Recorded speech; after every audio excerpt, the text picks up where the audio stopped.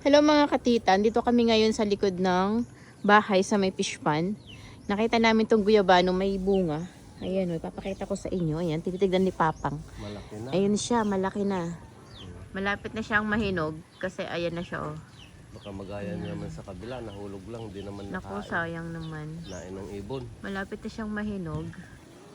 Ayun pa yung isa, very small pa. Pero nandyan lang siya sa side. Ayan o. Oh. Yan tinuturo ni Papang. Ayan. Meron din siya ditong, dalawa yan no pa nga, may sakay biyok. Yan, yung dalawang yan, parehong guyabano.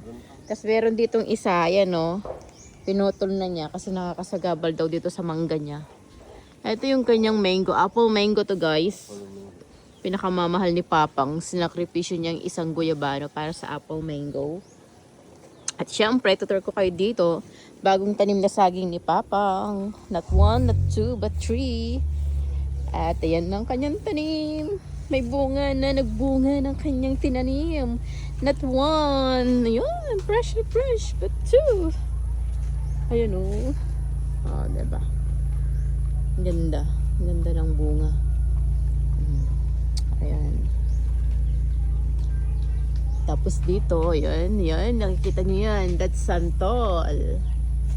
And this is the duhat. Meron pa siya ditong kiat-kiat. Yan, maraming tanim si Papang.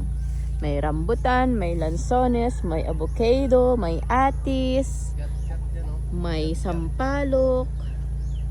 Yes, kiat-kiat daw to. Anpang. Siyempre, hindi pa siya namumunga. We're waiting for the right time, mamunga. Ayan, may mangga, may dragon fruit. Ayan, punong-puno dito ng fruits, guys. Ayan, hanggang doon. Papaya. Amazing, amazing, amazing. Anyway, that's all for today.